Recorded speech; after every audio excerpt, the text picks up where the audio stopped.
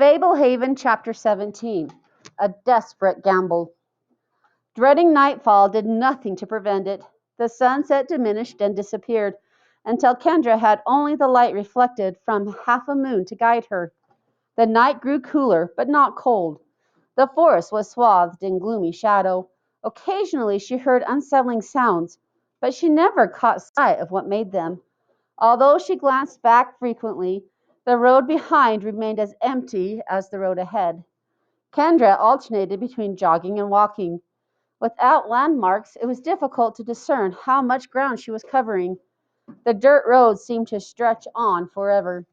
She worried about Grandma Sorensen. Since she had shot Muriel and used a Hugo to cripple the imps, there would probably be no protection for Grandma from similar torture.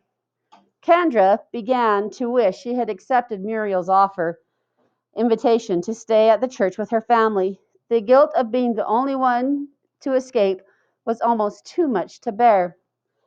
It was hard to calculate the passage of time. The night wore on, as endless as the road. The moon gradually migrated across the sky. Or was it the road changing direction? Kendra felt certain she had been on the road for hours when she reached an open area. The moonlight showed a scant trail branching away from the road. It ran toward a tall, shadowy hedge. The pond and the gazebos! Finally, a landmark. She could not be more than a half hour from the house, and there still was no hint of dawn. How long before Bahumat would be set free? Maybe the demon was already on the loose. Would she know when it happened, or would she not find out until she was mobbed by monsters? Kendra rubbed her eyes. She felt weary. Her legs did not want to walk any farther. She noticed that she was very hungry. She stopped and stretched for a minute. Then she started jogging. She could run the rest of the way, right? It wasn't too far. As she passed the meager trail branching from the road, Kendra skidded to a halt. A new thought had occurred to her, inspired by the irregular hedge looming off to the side of the road. The Fairy Queen had a shrine on the island in the middle of the pond. Wasn't she supposed to be the most powerful person in the fairy world? Maybe Kendra could try asking for help. Kendra folded her arms. She knew so little about the Fairy Queen. Apart from hearing that the Queen was powerful, she had heard only that to set foot on her island meant certain death. Some guy had tried it and turned into dandelion seeds. But why was he trying it? Kendra did not think she had been given a specific reason, just that he had a desperate need. But the fact that he had tried meant he thought he might succeed. Maybe he just didn't have a good enough reason. Kendra considered her need. Her grandparents and brother were about to be killed, and Fablehaven was about to be destroyed. That would be bad for the fairies too, wouldn't it? Or would the fairies not care? Maybe they just would go elsewhere. Indecisive, Kendra stared at the faint trail. What weapon did she expect to find at the house? Probably nothing, so she would most likely end up crashing through the gate or climbing it to get away before Bahumat and Muriel caught up and finished her off, and her family would perish. But this fairy queen idea might work. If the queen was so powerful, she would be able to stop Muriel and maybe even Bahumat. Kendra needed an ally. Despite her noble intentions, she could not see any way she could succeed on her own. Kendra had felt a new sensation inside ever since the idea popped into her head. The feeling was so unexpected that it took a moment to recognize it as hope. There were no combination locks in the way. She just had to throw herself at the mercy of an all-powerful being and plead for her family. What was the worst that could happen? Death? But on her terms. No bloodthirsty imps, no witches, no demons, just a big poof of dandelion fluff.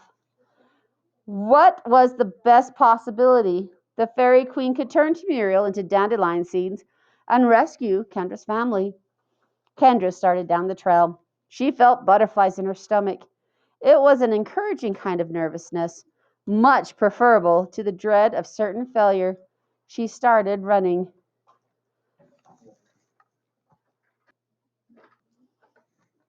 No crawling under the hedge this time.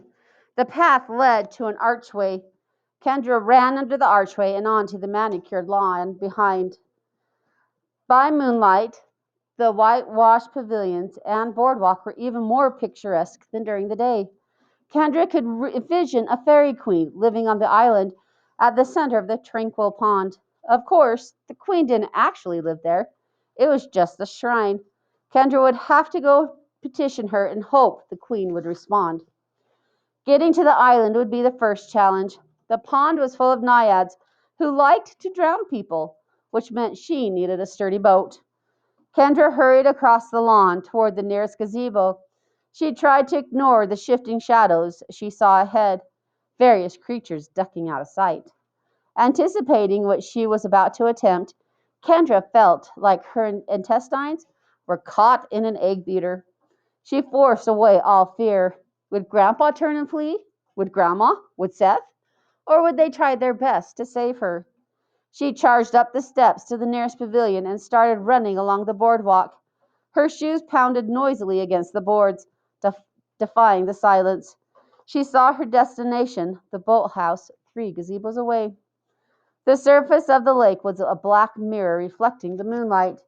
A few twinkling fairies hovered just above the water. Otherwise, there was no sign of life. Kendra reached the pavilion, attached to a small pier. She dashed down the steps and out into the quay. She reached the boathouse, tried the door. Just like before, it was locked. The door was not big, but it looked sturdy. Kendra kicked it hard. The impact jolted up the length of her leg, making her wince. She rammed the door with her shoulder, again hurting herself instead of the door. Kendra stepped back. The boathouse was basically a large shed floating on water. It had no windows. She hoped it still had boats inside. If it did, they would be sitting in the water, protected by walls and a roof, but no floor. If she jumped into the lake, she could surface inside the boathouse and climb into a boat. She studied the water. The black reflective surface was impenetrable. There could be 100 naiads waiting in ambush, or none. It was impossible to tell. She studied the water. The black reflective surface was impenetrable.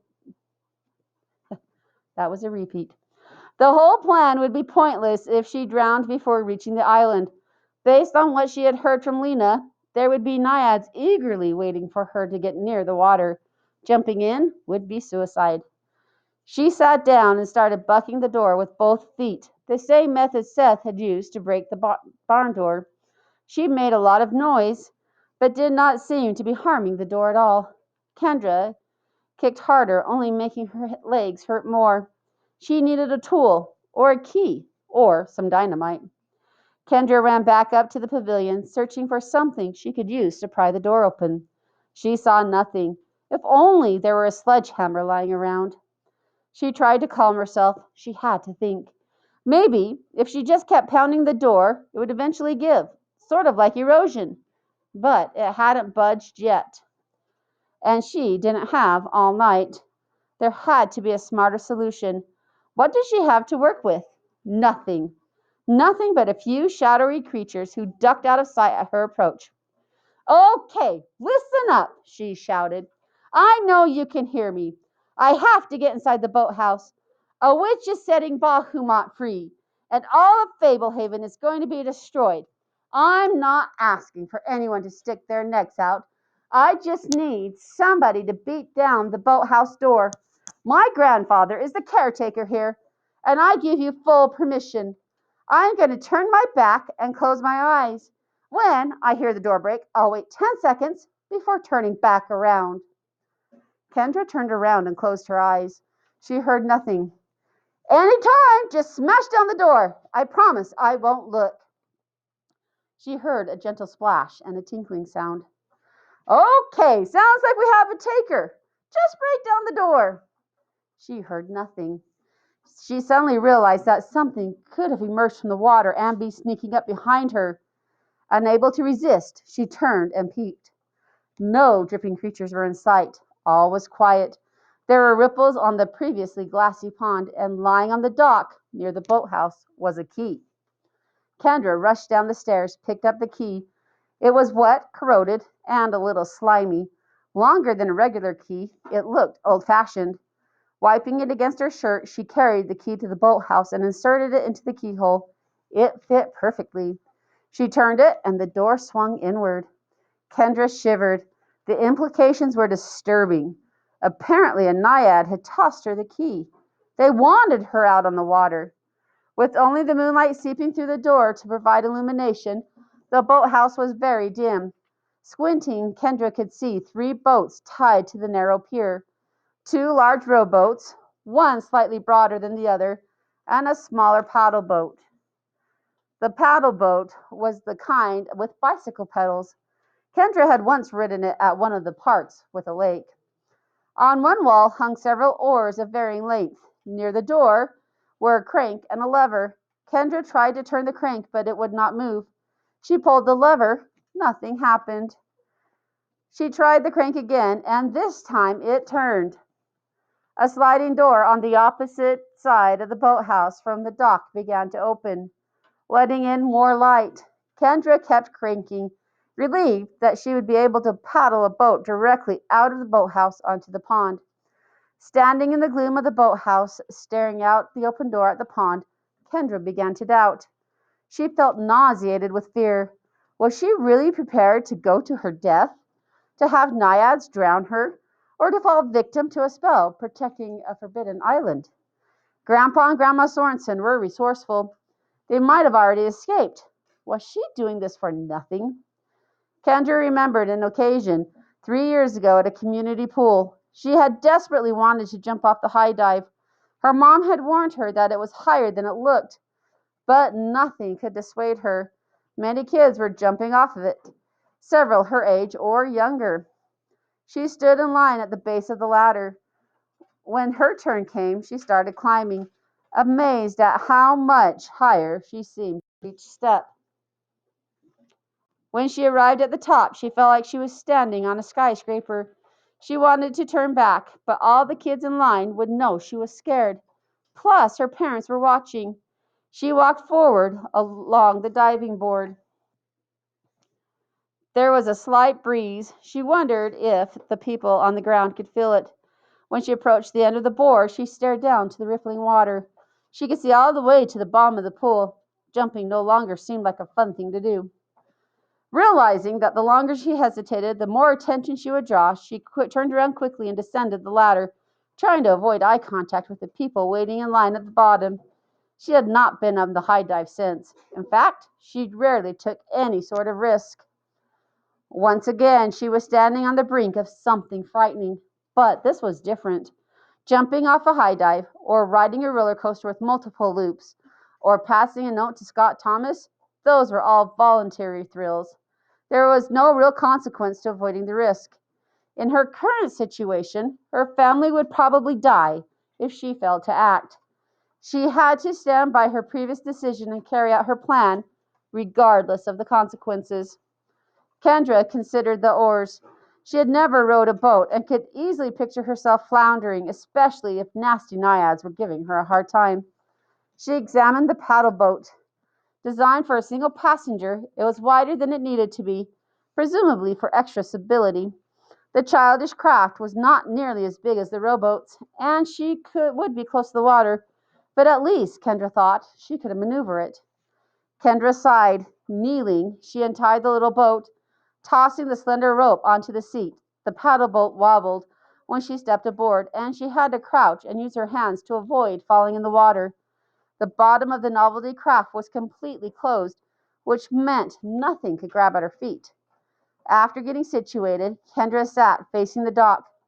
There was a steering wheel to control lateral movement. Turning the wheel all the way to one side, she pedaled backwards and slid away from the dock. Cranking the wheel to the other, she started pedaling forward, and the boat slid out of the boathouse. Ripples radiated out in front of the paddle boat, and she steered it toward the island, pedaling briskly. The island was not far, maybe 80 yards. The paddle boat moved steadily closer to her destination until it started moving away from the island. She pedaled harder, but the boat kept sliding diagonally backward. Something was towing her. The boat began to spin, Turning the wheel and paddling did nothing. Then the boat suddenly tilted precariously to one side. Something was trying to tip her. Kendra leaned to prevent the boat from capsizing, and the boat abruptly rocked the other way. Kendra changed position, counterbalancing desperately. She saw wet fingers hold the side of the boat and slapped at them. The action was rewarded by giggling.